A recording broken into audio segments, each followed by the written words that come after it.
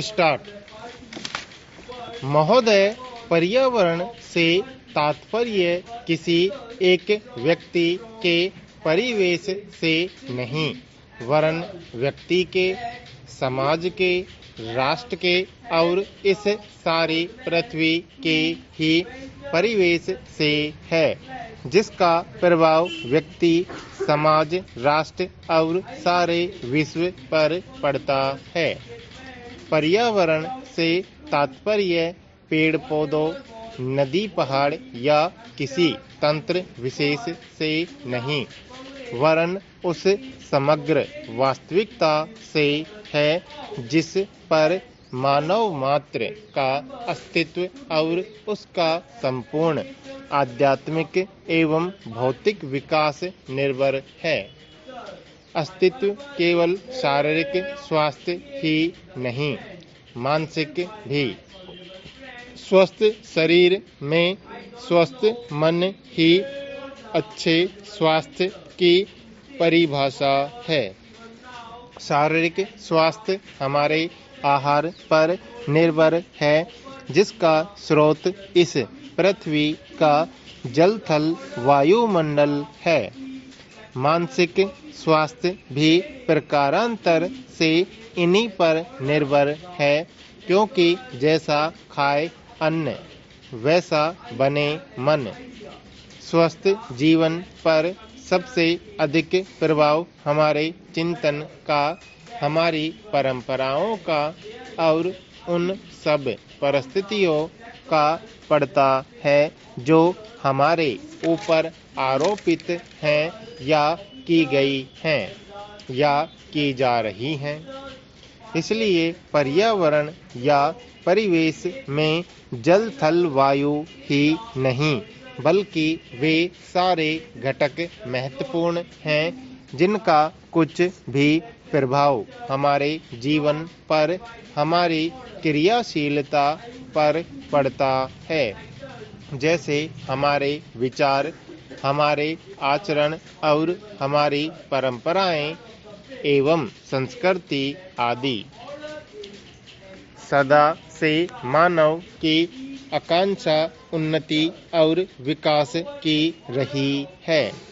जगत का अर्थ ही है गतिमान, और गति दोनों ओर संभव है, उन्नति की ओर भी और अवनति की ओर भी।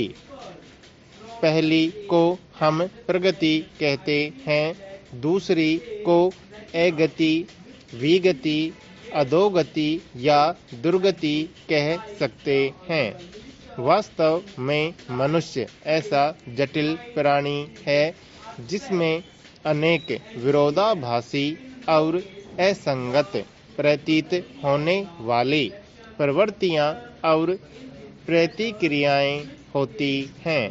वह कानून और व्यवस्था की मांग करता है, किंतु चलचित्र, दूरदर्शन आदि में स्वतः भड़की हिंसा या खेलों में युक्ति पूर्वक की गई हिंसा अथवा अनीति से मंत्रमुग्ध भी हो जाता है।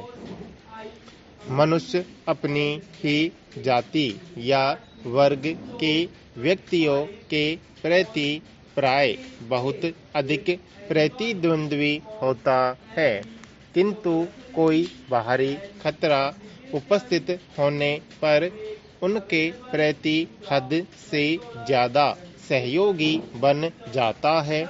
वह सड़कों पर या युद्धों में सामूहिक विनाश के प्रति उदासीन रहता है, किंतु किसी खान में फंसे हुए एक व्यक्ति या किसी कुएं में गिरे हुए एक बालक की रक्षा करने के लिए ढेरों साधन जुटा लेता है।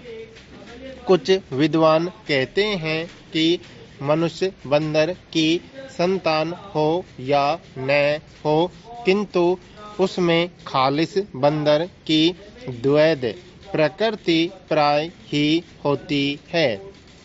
उसमें शाकाहारी बंदरों की भांति वृक्षों में उछल कूद करने की प्रवृत्ति तो होती ही है, साथ ही ऐसे बंदरों का स्वाभाविक जिज्ञासा भी होती है जो अत्यंत संगठित गिरोहों में रहते हैं और भांति भांति का मांस खाने में मजा लेते हैं।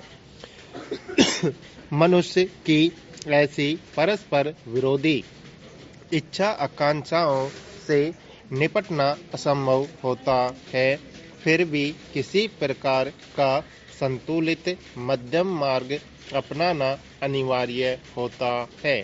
यही बुद्धिमानी का रास्ता है।